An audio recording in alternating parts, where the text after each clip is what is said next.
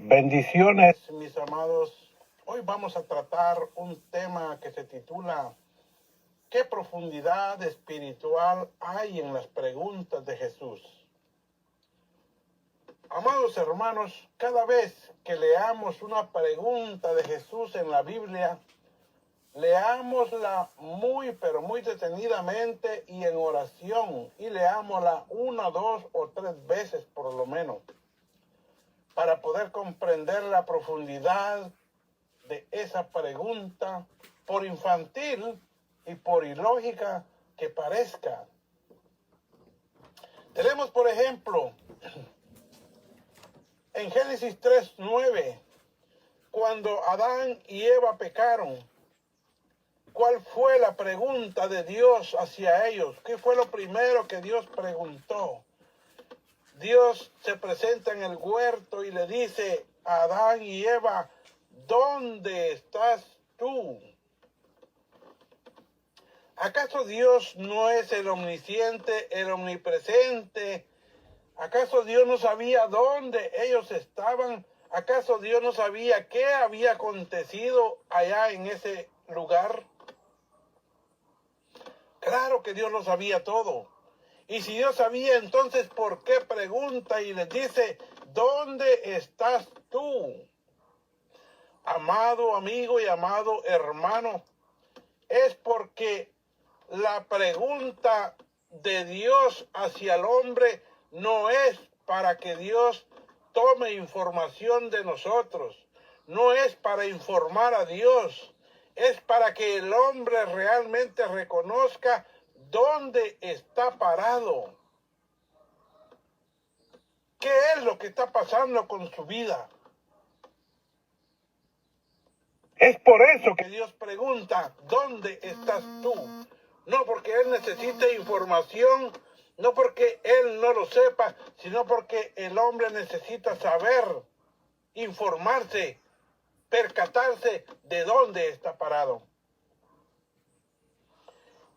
En San Juan capítulo 5 y 6 dice la Biblia que Jesús iba caminando y pasó por el estanque de Betesda y ahí se encontró con un montón, pero una multitud de enfermos, entre paralíticos, ciegos y cojos.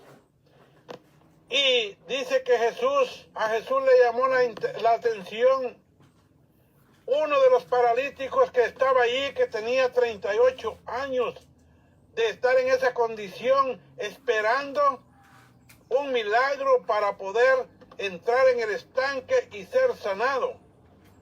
Pero aquel hombre ya había perdido toda esperanza,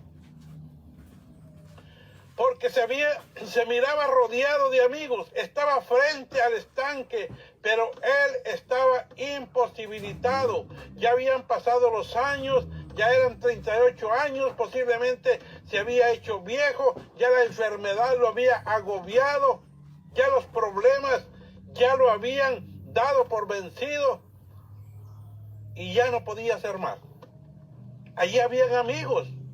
Posiblemente los que estaban esperando un milagro eran amigos, lo conocían, pero a ellos no les importaba la situación de aquel hombre. Pero vino alguien que realmente le importó y se dirigió a este hombre. Y dice la Biblia que le preguntó, mire la pregunta de Jesús, ¿quieres ser sano? Ilógico, ¿no? Parece ilógica la pregunta. Porque un hombre que tenga allí toda esa cantidad de años esperando por una sanidad, claro que su deseo es ser sano. ¿Por qué Jesús entonces le pregunta y le dice, ¿quieres ser sano? Porque esa pregunta no es para saber, para informar a Jesús si él necesitaba, si él quería ser sano. Era para que el hombre expresara su voluntad. Para que el hombre reconociera que si tenía la capacidad para decidir con libertad entre lo que deseaba y lo que no deseaba. Voluntad es tener una capacidad de decidir. Voluntad es tener capacidad para esforzarse lo necesario y hacer aquella cosa que necesitamos. Apreciable amigo, esta es la condición de muchas personas que han perdido la voluntad, han perdido la capacidad de decidir entre la libertad, entre lo que desean y lo que no desean. Han perdido la capacidad de decidir con libertad entre lo que desean y lo que no desean, mejor dicho. Hay gente que está hundida en los vicios, en la drogadicción, en el alcoholismo, y estas personas, su deseo es ser sanados. No creas que esta persona que está hundida en las drogas desea vivir esa vida, no. No creas que esa persona que está metida en el alcoholismo, que se queda tirado en las calles, desea vivir esa vida, claro que no. Pero hay alguien, hay un Dios eterno y poderoso que te pregunta en esta mañana o en este día, ¿dónde estás tú?